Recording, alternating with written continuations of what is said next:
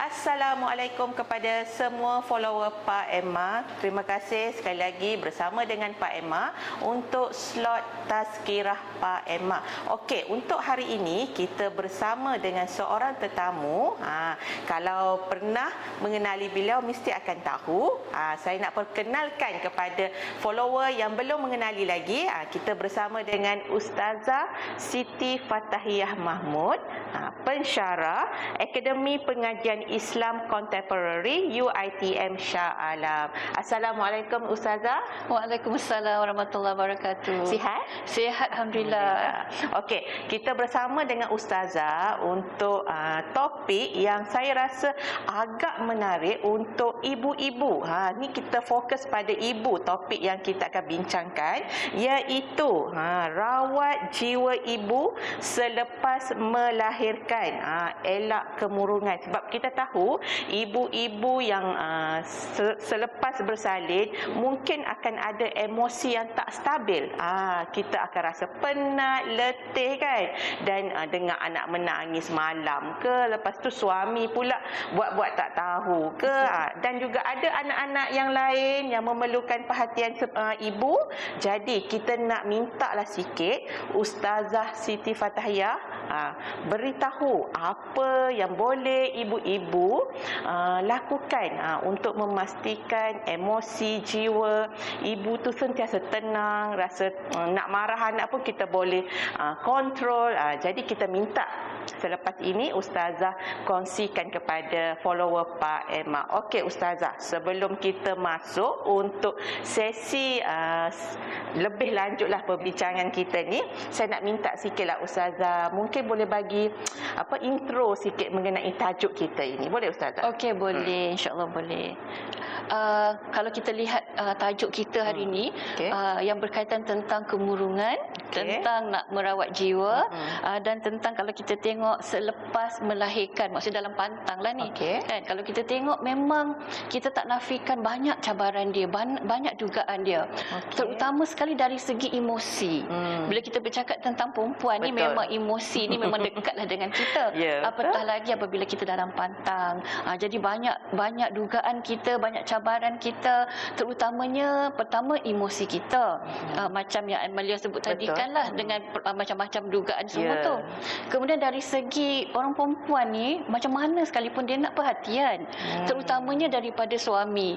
Kadang-kadang bila dalam pantang ada keluarga yang dia macam buat peraturan. Kalau dalam pantang suami kena tidur kat luar ke, ataupun suami kena macam ni. Jadi padahal pada masa tu isteri perlukan suami, sokongan suami kan. Sokongan suami. Kadang-kadang perkara macam itulah turut memberi salah satu faktor kemurungan. Dan antaranya lagi, kalau kita tengok bila dah dapat baby, jadi semua pakat sibuk. Sibuk nak buat itu, sibuk nak buat ini. Jadi kadang-kadang perkara tersebut membuatkan kita terasa sunyi. Bila kita dah macam agak down sikit, lepas tu dengan sunyi, makin kronik kalau katakan suami pula buat hal. Kadang-kadang isu ni selalu berlaku. Jadi itulah antara faktor-faktor ataupun punca kepada kemurungan yang saya kira kita sebagai wanita memang ada kekuatan untuk mengubah ataupun untuk merawati jiwa kita menghadapi kemurungan tersebut. Okey, tu baru Ustazah bagi intro sikit kepada follower kita mengenai topik yang kita akan bincangkan. Saya percaya Ustazah ada banyak sebenarnya nak beritahu kepada follower. Tapi Ustazah ni saya nak tanya soalan santai lah. Mungkin Ustazah boleh jawab sikit lah kan. Maksud orang kata biasanya kemurungan ni lebih dekat dengan kita meroyan lah kan. Biasa betul kan Ustazah kan? Meroyan. Jadi macam Ustazah cakap tadi, isteri ni memang memerlukan sokongan seorang suami lah. Jadi yelah, kadang-kadang kita ni orang perempuan tak ada nak apa pun sebenarnya, nak suami faham je. Tu je kan. Tak perlulah nak bagi apa-apa yang lebih-lebih, dapat yang lebih tu lagilah orang kata bersyukur. Tapi sebenarnya isteri ni nak suami dia beri perhatian. Waktu ni lah orang kata dalam keadaan kita berhadas besar sebenarnya Ustazah. Betul kita dalam keadaan dalam nifas kan. Jadi mungkin ada banyak gangguan-gangguan yang kita tak nak, tapi benda ni mungkin akan mempengaruhi patuhi jugalah. Mungkin ustazah ada jugalah sedikit tips untuk ibu-ibu yang tengah berpantang sekarang ni, yang tengah menonton kita punya live ni. Mungkin ustazah boleh share sikitlah apa yang boleh untuk ibu-ibu buatlah untuk nak menguatkan orang kata nak merawat jiwa tadi tu. Okay. Mungkin ustazah boleh kongsikan. Okey, sebenarnya banyak cara yang kita boleh buat. Pada masa yang sama, di samping banyak dugaan tu, dia ada banyak cara. Okey. Kita nak merawat jiwa. Yang pertama adalah kita perlu menjaga ketaatan kepada Allah. Okey, dalam keadaan kita emosi tak terganggu, bergelora macam-macam, pertama sekali kita kena jaga ketaatan kepada Allah. Jadi kalau kita lihat macam yang Amalia sebutkan tadi, bila kita dalam pantang, maksudnya kita dalam nifas. Kadang-kadang bila kita tak boleh buat ibadat-ibadat yang lain tu, kadang-kadang itu juga menjadi punca kemurungan.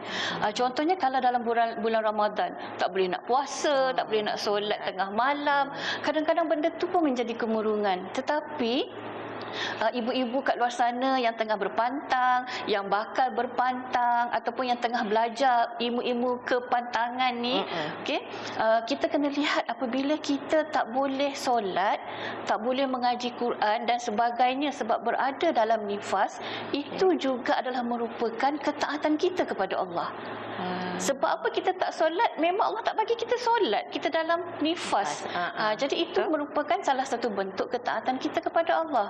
Kemudian seterusnya kalau kita tengok macam mana nak merawat jiwa, kita perlu jaga akhlak kita, perlu jaga aurat kita dan sebagainya. Kemudian kita tengok jaga aurat kita, contohnya dari segi pemakaian kita. Kalau kita nak keluar, kalau kita nak pergi klinik, nak buat check up, kenalah tutup aurat betul-betul. Contohnya kalau kita kata nak pakai kain batik ke, kalau nak pakai t-shirt ke, bukan kata tak boleh, boleh. Tapi pakai t-shirt yang tangan panjang lah sebab yang menutup aurat. Jangan kita nak jadi terlalu santai ataupun terlalu nak menunjukkan kita sakit. Kadang-kadang kan kita tak menafikan dalam pantang ni sakit, lepas tu nak kena pergi cek klinik pula. Jadi kita just pakai je. Nak pakai je tu kena tengok aurat pastikan terjaga. Kemudian menjaga hubungan suami isteri. Contohnya kita emosi ni terganggu. Jangan kita nak marah-marah suami. Kalau kita nak cakap tu jangan nak tengking-tengking suami. Kadang-kadang kita tak perasan benda tu. Benda berlaku secara spontan kan? Secara spontan. Sebab kita tengah sakit kot kan. Kalau orang yang dalam pantang yang bersalin tu jenis tak sakit ke, ataupun dia macam bersalin pun mudah, tak ada nak jahit sana, tak ada jahit sini. Kalau kita ni macam-macam masalah, kena pula kalau yang melalui pembedahan, lagi dengan rasa sakit dia, dengan dia rasa tak boleh bergerak sana, lepas tu orang macam tak boleh nak tolong dia. Kadang-kadang dia tak perasan, dia termarah ataupun ternaik suara dekat suami. Kena jaga yang tu. Dan satu lagi kepada ibu bapa ataupun keluarga ataupun mereka yang menjaga kita dalam pantang. Contohnya mak kita kejaga kita dalam pantang, mak mentua kejaga kita dalam pantang. Tak bolehlah nak melenting-lenting. So yang tu yang kita kena jaga. Itu pertama dari segi ketaatan kita kepada Allah. Perkara kedua, dalam pantang ni kita perlu bina keyakinan diri kita. Perlu bina keyakinan diri kita dan perlu jaga betul-betul kesihatan kita. Sebab kadang-kadang kita tak menafikan bila kita selepas dalam pantang tu, selepas bersalin, kita akan rasa down. Kadang-kadang kita akan rasa down. Terutamanya kalau kita melalui cesarean tadi, pembedahan. Pembedahan ni kita tak boleh nak bangun, kita kata aku tak boleh nak dukung-dukung anak, nak bergerak pun susah. Kita akan rasa macam, boleh ke aku nak jadi macam isteri yang kuat macam dulu. So benda-benda macam tu padahal tak ada apa pun, tapi kita terbawa-bawa. Sebab mungkin kita terlampau memikirkan sangat, Ustazah. Terlampau memikirkan, lepas tu kita tak boleh solat. So gangguan tu dah ada. Dan kalau kita lihat daripada pandangan sains perubatan pun, memang perkara tu berlaku. Bila bila hormon kita berubah-ubah, so dia akan turut mengganggu emosi kita. Tetapi kita lah nak kena mengawal betul-betul. Jadi kita kena bina keyakinan diri. Kita tahu sakit ni kalau Allah bagi, lepas tu nanti bila dia dah lega, sakit tu ujian kita kan, bila dah lega insya-Allah kita kena bina keyakinan diri kita. Dan kena jaga kesihatan, pantang larang makanan tu kena jaga juga.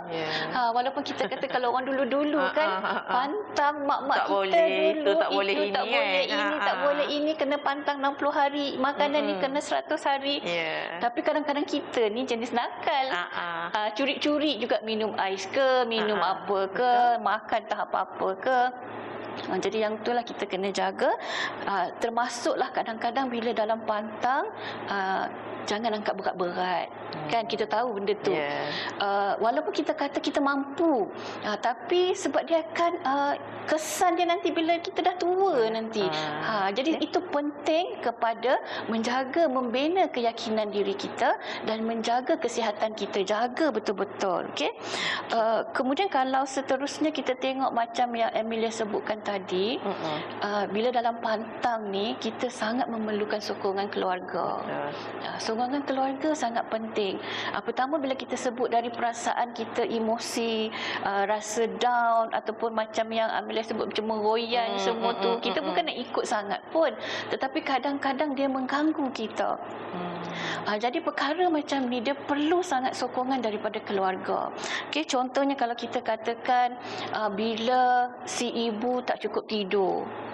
Bila si ibu tak cukup tidur sebab nak kisahkan anak dia ke, bayi tersebut ke, jadi sama-sama bantu. Kita boleh sama-sama bantu. Ahli keluarga boleh sama-sama bantu. Lepas tu kalau nak menyusu ke, kalau anak asyik nangis ke, sama-sama tolong dukung-dukung. Tak adalah macam kata biar je Kak Long kau tu, biar dia rasa macam mana susah mak dulu. Tak adalah sampai macam tu. Tapi biasanya mak tak macam tu. Kita tak sampai hati. Kita tak sampai hati kan. Tapi tak menafikan perkara itu berlaku. Jadi bila macam tu, kena pula dekat anak sulung, tak pandai apa lagi. Lepas tu keluarga pula tak bagi sokongan sebab nak suruh dia belajar ke, ataupun ada masalah-masalah peribadi yang lain ke. Yang tu yang kita kena jaga betul-betul. Jadi sebagai keluarga kita bagi sokongan. Kemudian seterusnya, sokongan yang paling penting adalah daripada suami kita. Jadi tadi dari segi keluarga. Kakak, ibu, ipar duai, mertua. Tapi sekarang ni kita nak sokongan daripada suami. Jadi saya mengharapkan adalah juga suami-suami mendengar ya. Okay. Tapi kalau tak mendengar pun tak apa, isteri boleh tag suami. Suami boleh tengok. Betul. Jadi wahai suami-suami di luar sana, tolonglah bagi perhatian dekat isteri. Kita tahu orang perempuan memang dia perlukan perhatian, terutamanya ketika dalam keadaan dalam pantang, sebab dia pertama sakit. Okay. Kemudian kedua, dia dah bagi zuriat dekat suami. Anak kita juga anak kan. Kita bang oi. Bang, jadi sama-samalah meraikan isteri kita. Kesian dekat isteri. Raikan macam-macam jenis rai pun. Ada, tak semestinya kena beli barang kemas ke, tak semestinya kena buat surprise meletup-letup ke apa ke, tak. Cukup sekadar meraikan. Jangan marah-marah isteri dalam pantang. Dahlah isteri tu emosi. Kan emosi dia tak stable, tak stabil. Lepas tu suami pula jangan nak awak jangan nak ikut sangat awak punya emosi. Awak ingat awak seorang je ke dalam pantang macam ni. Ramai lagi orang dalam pantang macam ni. Okey je. Janganlah sampai cakap macam maksudnya tu. jangan kita bandingkan lah. Jangan bandingkan. Sebab orang perempuan ni dia pantang.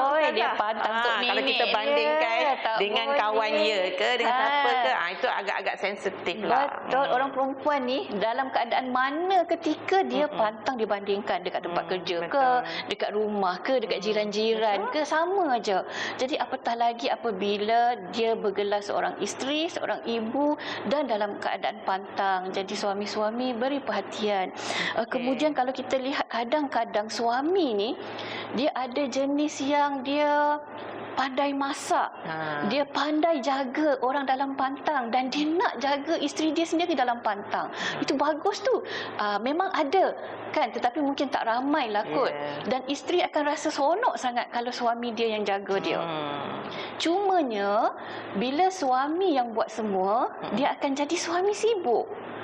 Bila suami sibuk, maksudnya dia nak mandikan bayi, lepas tu sat lagi dia nak pergi masak pula, lepas tu nak pergi tengok apa-apa barang nak kena keluar, nak pergi beli barang-barang dalam pantang semua. Jadi bila suami sibuk, isteri dia akan rasa sunyi macam kita kata tadi. Alamak, suami tak dapat perhatian, tak dapat perhatian. Tapi suami tu dah buat bagus dah. Jadi suami-suami kena fahamlah, walaupun dia buat macam tu yang terbaik, cari juga masa untuk bagi perhatian dekat isteri, belai-belai ke macam mana. Pada masa yang sama, isteri kena faham. Kalau memang suami dia yang jaga dia, kena fahamlah suami nak kena buat macam-macam. Lepas tu, suami ni dia tak sama macam isteri. Isteri, orang perempuan, dia multitasking. Orang lelaki, dia tidak multitasking, tapi bila dia buat macam tu, kadang-kadang dia penat dia lain. Jadi kita kena fahamlah, jangan nak merajuk-merajuk dengan cik abang kita kan. Dan satu lagi yang saya sebutkan awal tadi, kalau bolehlah jagalah hubungan kerukunan rumah tangga, janganlah sampai banyak isu yang berlaku, suami-suami buat hal masa isteri dalam pantang. Ini yang paling takut ni, yang ni yang kita kena jaga betul-betul. Sebab banyak kes berlaku apabila suami dia mula tunjuk belang dia, terutama bila isteri dalam pantang. Yalah, isteri tak boleh nak layan dia, isteri asyik masa dengan bayi je. Suami ni kan, sebelum dia kahwin, dia memang kata, oh, I nak ibu kepada anak-anak I. Itu perkara yang biasa. Tapi sebenarnya suami, bila dia dah kahwin, dia nak isteri dia. Dia nak isteri dia, dalam arti kata lain, sibuk dengan anak-anak pun tak apalah, sibuk tapi bagi masa layan dia. Kita ni kadang-kadang bila sibuk sana sibuk sini, lepas tu mulalah bila dah suami masuk bilik, kita mula buat tidur lah, apalah. Itu kalau yang perkara biasa. Tapi dalam pantang ni, kena jaga juga hubungan suami isteri dari segi kerukunan suami isteri. Jangan sampai kita terlalu fokus pada anak sangat, tak asuk dengan kesakitan kita, fokus kepada anak kita. Kita tak ambil peduli dekat suami kita. Takut lama kelamaan dia akan menjadi kronik, dia akan jadi makin barah. Jadi itulah kita takut nanti dia akan merosakkan hubungan rumah tangga. Jadi kita kena jagalah yang tu. Kemudian satu lagi yang kita perlu jaga untuk merawat jiwa ni, sekiranya kita ditakdirkan mempunyai anak ataupun bayi yang kita lahirkan itu adalah bayi yang tidak sempurna. Jadi kalau kita lahirkan bayi yang tidak sempurna, kadang-kadang itu juga menjadi kita agak murung. Pertama, murung kita bukan sebab kita tak boleh terima anak kita. Anak kita memang kita boleh terima, tapi kita murung, kita duk fikir macam mana nasib anak kita nanti. Adakah orang nak boleh terima dia, kesiannya dekat anak aku nanti. So benda-benda macam tu yang dia kena bertambah kemurungan. So orang kata bila keadaan macam ni, jangan banyak fikir, tapi kita banyakkan zikir dalam keadaan-keadaan macam ni. So jangan kita terbawa-bawa dengan emosi. Jadi kalau kita lihat pujuk diri kita, andai kata memang kita ditakdirkan melahirkan anak yang tidak sempurna, pujuklah diri kita. Mungkin juga itu ujian, Allah nak uji kita, sebab memang itu kekuatan kita. Jadi kita tahu Allah ni sayang kepada hamba dia. Apa yang Allah bagi ujian, setiap kali Allah bagi ujian, Allah akan bagi sekali kekuatan. Jadi kalau kita tak kuat bab tu, Allah tak akan uji. Kita dah tahu dalam Al-Quran ada sebut sebab macam tu. Allah uji tu, dia tahu kita mampu. Kuat, betul. Dia tak akan uji kalau kita tak mampu. Sebab itu kita lihat ujian kita di sekeliling ni berbeza. Ujian saya berbeza, ujian Amalia berbeza, ujian penonton-penonton. Cuba tengok diri masing-masing. Ujian kita berbeza. Sebab apa berbeza? Sebab kekuatan kita berbeza. Jadi apabila di saat Allah hantar ujian, Allah pasti akan hantar kekuatan. So cari kat mana kekuatan. Jadi berbalik kepada tadi, andai kata kita ditakdirkan mempunyai anak yang tidak sempurna, mungkin juga dengan kesabaran kita, mungkin juga dengan adanya anak tu menjadi asbab untuk kita ke syurga. InsyaAllah. Kan kita tak tahu bila kita sabar sebab janji Allah itu adalah benar sebenar-benarnya. Jadi bila kita sabar, mungkin juga itu menjadi asbab kita ke syurga. Maksudnya kita kata anggap anak-anak ni sebagai tiket sebagai untuk ibu tiket, ayah ke syurga. Betul. Kan? Setiap kali yang Allah uji kita, mungkin benda yang Allah uji tu tiket nak bagi kita ke syurga. Jadi kita kena redha, pertama kita kena redha, kedua kita kena usaha untuk keluar ataupun untuk rawat masalah tersebut. Sebab kita kena percaya bahawa janji Allah itu adalah benar. Kemudian kalau kita lihat seterusnya, menyusulah dengan penuh kasih sayang. Jadi kita nak dalam keadaan kita dalam pantang, kita ada bayi kita nak masa dalam pantang kita tu kita habiskan betul-betul untuk bayi kita. Okey, jadi kalau kita kata ikhlas menyusu ni kan kadang-kadang kita sakit lah, kadang-kadang kita bengkak sana bengkak sini. Jadi benda tu dia tak selesa. Jadi kita kena bagi ikhlas betul-betul. Jadi kalau kita lihat kat sini, dari segi jaga ibadah kita, jaga akhlak kita, jaga kesihatan kita, dan seterusnya macam yang saya sebutkan tadi, dalam pantang ni kita dapat cuti kan. Jadi cuti tu gunakan sepenuhnya. Jangan asyik kita rasa murung. Tak salah kadang-kadang kita bersedih kalau ada apa-apa ujian. Tapi jangan kita terbawa-bawa dengan kesedihan tersebut. Jadi gunakan masa sepenuhnya untuk kita bersama dengan bayi kita. Nanti bila dah habis cuti, dah kita sibuk sana sini kan. Kemudian kalau kita tengok dekat sini satu lagi, mungkin kita kata poin kita yang terakhir, mungkin kita lihat masa yang kita ada dalam pantang tu, kita guna satu lagi untuk mendalami ilmu keibubapaan. Jadi nanti kita dah tak ada masa. Jadi masa kita ada tu guna sebaik mungkin. Jangan terbawa-bawa dengan kemurungan. Kita rawat kemurungan kita macam cara-cara yang kita cadangkan tadi, yang kita bincangkan tadi. Jadi dengan harapan kita dapat gunakan masa dengan bijaksana, bukan terbawa-bawa dengan emosi. Kita kata bukannya orang perempuan ni bukan nak ikut sangat, tapi memang keadaan itu berlaku. Jadi kita kena jadi wanita ataupun perempuan yang bijaksana. Jadi gunakan masa sebaik mungkin untuk manfaatkan diri kita, untuk rawat diri kita, dan untuk mempereratkan lagi hubungan dengan keluarga kita. InsyaAllah, mudah-mudahan. Okey, tadi kita dah dengar banyak sangat tip yang dikongsikan oleh Ustazah. Dan saya rasa macam insya-Allah kalau ada rezeki lagi kan, kalau untuk ibu-ibu yang bakal bersalin nanti ke ataupun tengah merancang untuk nak bersalin, nak mengandung, mungkin tips yang dikongsikan oleh Ustazah Siti Fatahiyah ni boleh kita guna untuk dalam pantang nanti insya-Allah. Okey Ustazah, ni untuk last kali lah sebelum kita menutup sesi tazkirah kita hari ini. Saya nak tanya Ustazah, mungkin ada amalan ataupun doa lah yang boleh ibu amalkan untuk rasa hati tu tenang Ustazah. Mungkin Ustazah boleh kongsikan juga daripada zikir tadi, zikir macam mana yang boleh spesifikkan ibu baca, dan juga doa yang boleh ibu baca lah sambil-sambil kita rehat-rehat dengan baby tu kan. Mungkin Ustazah boleh kongsikan. Kalau dari segi doa dan zikir, kita tengok banyak je zikir-zikir yang ada, zikir-zikir harian semua kita boleh je amalkan. Dia tak ada zikir yang khusus. Dalam pantang kena zikir yang ni. Tak ada. Yang mana yang mudah-mudah je. Kita tak nak, kita dah stres, kita tak nak makin stres. Kemudian kalau dari segi doa, dari segi doa yang Amalia tanyakan, doa ni dia datang daripada hati kita. Doa ni dia memang ikhlas datang daripada kita. Dan kita tahu doa tu adalah senjata orang-orang mukmin, orang-orang Islam, orang yang beriman. Jadi doa ni adalah kita baca saja doa apa-apa yang boleh sampai apa yang kita nak minta daripada Allah.